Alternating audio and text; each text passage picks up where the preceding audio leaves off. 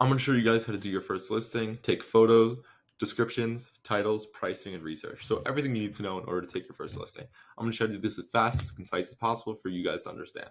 So the first thing we have is you got to pick your item, whatever you have you want to list. So right now I'm going to do a good example of my iPhone 14 Pro Max. It's 256 gigabytes. Everyone knows what an iPhone is, so it's easy to follow along.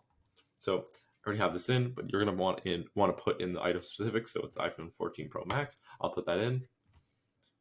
I'll go to, so these are all the listings for what an iPhone 14 Pro Max is. So these are what people have theirs listed at. So I can see someone has theirs listed at $700 in the deep purple, Verizon locked. So that's not what I have. So what you're going to want to do to see what is sold on eBay is you're going to go over to the sold item. So it's advanced and then sold. So that's going to show you everything that's sold on eBay.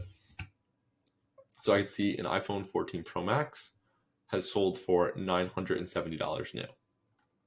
I can see one sold for $750 used, $1,000 used, $1,000 new, $900 pre-owned, $750 just for parts. So I can get a good idea that mine's probably worth around $900 in my used range. So I would click on this. Let's see, maybe click on this one. And then once you're here, you want to click sell one like this. This is going to bring up a template for you to list your item in. So you're going to click use because mine is used. Excellent condition. I just bought this. Original box. And then continue to list. So it's going to put in all those to make a template for your listing.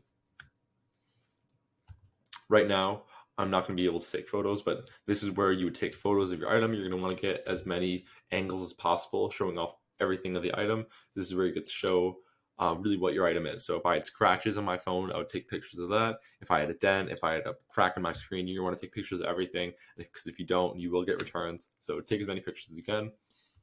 And then they already put in the title in for me. That's a great title. iPhone 14 Pro Max, 256 gigabytes, face black, unlocked. Basically everything they need to know about my phone. Subtitle, you almost never need to worry about that. Item category, you can see since the template already is under cell phones and smartphones.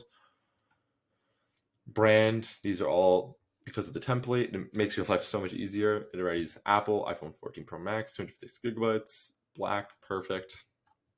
The UPC, these are all things that are more item specific, and then you can go through based on what item you have, and it's going to be different for each item. So if I had pretend a antique, I would put it would be in the antique category, and there'd be a bunch of different item specifics based off the antique. So based off all this, I would put in the item specifics, and then we see the item is used condition.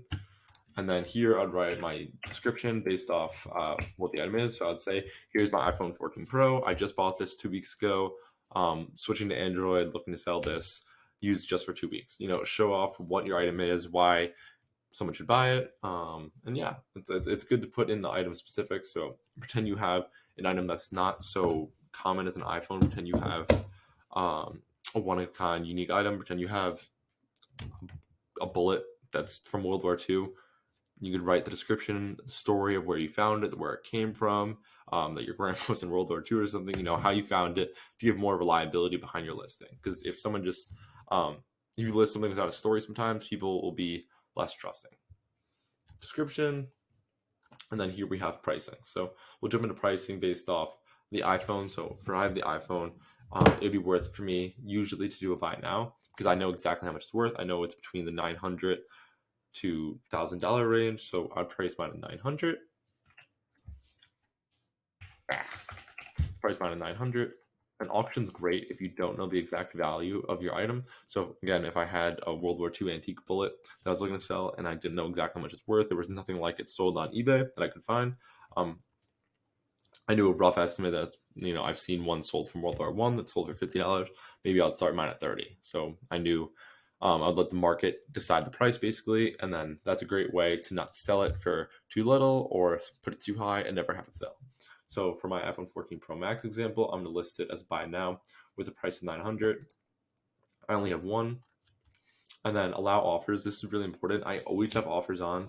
So we're going to, this is also very important. So sold listings. So you can see they're going to give you some statistics based off your item. So you can see that 31% of the listings had free shipping, and the median sold price was $975. So technically, I was going to list my iPhone 14 Pro Max, I'll list it around 950, maybe even 970, depending on how much you wanted. It basically determined how long it would take to sell. I knew if I listed at 900 and I needed the cash really quick, basically I would sell instantly. If I listed at 950, a little bit slower, 975, take a little bit more time. So you can see based off the statistics how to price your item. They don't have those for every single item. Just because the iPhone 14 Pro Max is so popular, they're going to have the statistics. So offers are really important. That's how I sell actually most of my items. So if I'm selling my iPhone 14 Pro Max and I wanted to list it at close to, let's say, $1,000, I could put on offers. So if I wanted to have someone give me offers based off the item, because I knew $1,000 is a lot, but I was willing to wait, I put an offer, a minimum offer of $800. So if someone offered me anything above $800, I would receive it. If someone offered me anything below 800, it wouldn't even go through. So it's a great way to avoid lowball offers. And then that's really it. That's those are the bulk things. And now we're on shipping. So this is gonna determine the price of shipping. So you're gonna want to go choose what shipping you're gonna use. Most items are standard. If you're using freight, that's a different type thing. That's a lot more complicated. So probably stick away from that if you're a new seller.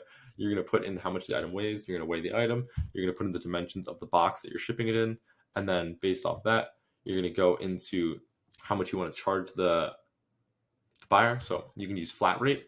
So flat rate is based off one price. You're going to set a price for everybody, no matter where they live. So if I was shipping out this iPhone 14 Pro Max, I would probably say $13 to ship this anywhere in the country. But that's probably the easiest way to do it. But then sometimes you could do calculated. So calculated is like one flat rate and it adjusts to where the buyer is. So if the buyer is really close to you, it's going to be cheaper for them. And if they're farther away, it's going to be more expensive. I've seen statistics that prefer flat rate because it's more simple for the buyer. They don't need to put in their location, determine how much the price is. I've heard flat rate's better, but more of a personal preference thing. And then determining what the product is, sometimes you can offer free shipping. So for something like this, I might offer free shipping. Depends on the item.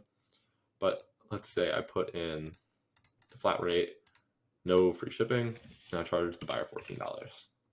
Once you're right there, you're going to go down.